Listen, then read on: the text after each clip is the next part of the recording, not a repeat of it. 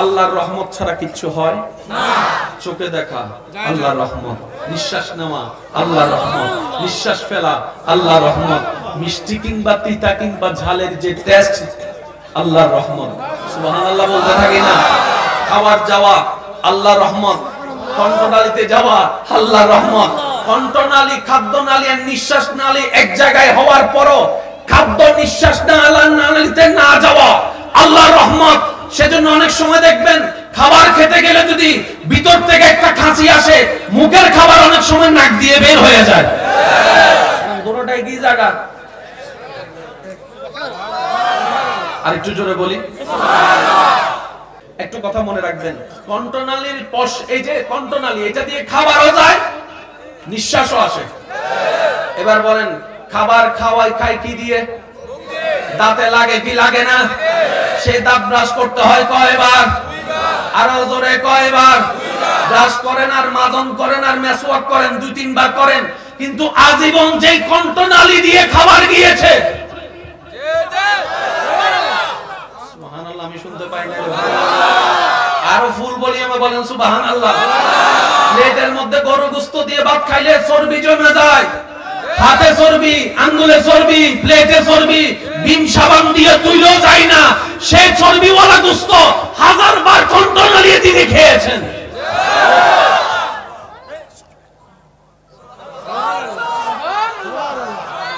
সেজন্য যারা স্রষ্টা খুঁজে পায় না, আমি তাদেরকে বলি, ভাই এত ঝগড়া তর্কের দরকার নেই, কারণ মানুষ তো মরেই যাবে, তর্ক থেকে যাবে, ঝগড়া থেকে যাবে, সবাই তো একদিন চলেই যাবে। আর তর্ক ঝগড়া এগুলো সময় নষ্ট ছাড়া আর কিছুই হয় না। আপনার এলাকায় যত মামলা আছে খবর নিয়ে দেখেন, মামলাতে সময় নষ্ট, জুতা নষ্ট, জুতার তলা নষ্ট, কালা চুল সাদা হওয়া ছাড়া, রাতের ঘুম হারাম হওয়া ছাড়া আহামরি কোনো লাভ। বলেন না ভাই, আহামরি কোনো লাভ। সেজন্য যারা স্রষ্টা খুঁজে পায় না, তাদের উদ্দেশ্যে ভাই হিসাবে আবদার করে বলি, ভাই আপনার বিজ্ঞানও খোঁজার দরকার নাই, ডানে বামে দেখারও দরকার নাই, সৌরজগতের গবেষণারও দরকার নাই, মহাবিশ্বের গবেষণার দরকার নাই।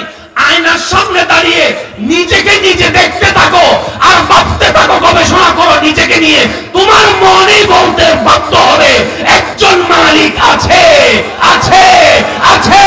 জিজ্ঞেস যদি করো কে, উত্তর দিবে দিল থেকে, লা ইলাহা ইল্লাল্লাহ। চিৎকার দিয়ে বলেন সুবহানাল্লাহ। মালিক একজন আছে, বলেন মালিক একজন আছে। সবাই বলেন না, মালিক একজন আছে। চোখে দেখা রবের রহমত, নিঃশ্বাস নেওয়া রবের রহমত, নিঃশ্বাস ফেলা রবের রহমত, কণ্ঠনালী রবের রহমত, পাকস্থলী, সুবহানাল্লাহ, আমি শুনতে পাচ্ছি না?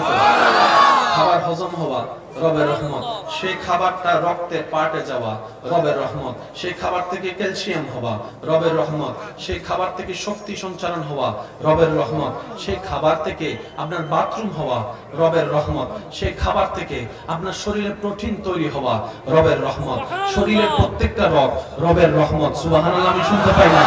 হার্টের প্রত্যেকটা বিট রবের রহমত, শরীরের প্রত্যেকটা অঙ্গ রবের রহমত, হাত তোলা রবের রহমত, কাজ করা রবের রহমত, হাঁটতে পারা রবের রহমত, বসতে পারা রবের রহমত, হাঁটু ভাঙা রবের রহমত, শুইতে পারা রবের রহমত, শুইতে পারা রবের রহমত, পানি খাওয়া রবের রহমত, চাষ করা রবের রহমত, বাতাসে চলা রবের রহমত, মেঘের দৌড়ানি রবের রহমত, সূর্যের ওঠা রবের রহমত, মধ্যাহ্ন হওয়া রবের রহমত, বিকাল হওয়া রবের রহমত, অস্ত যাওয়া সূর্য রবের রহমত, রাতের আঁধারের মধ্যে সেই পূর্ণিমার চাঁদ রবের রহমত, 1 তারিখের চাঁদ রবের রহমত, 14 তারিখের চাঁদ রবের রহমত, আম গাছে রবের রহমত, জাম গাছে রবের রহমত, কাঁঠাল গাছে রবের রহমত। সুবহানাল্লাহ, একটু কি বলতে পারা যাবে? সুবহানাল্লাহ।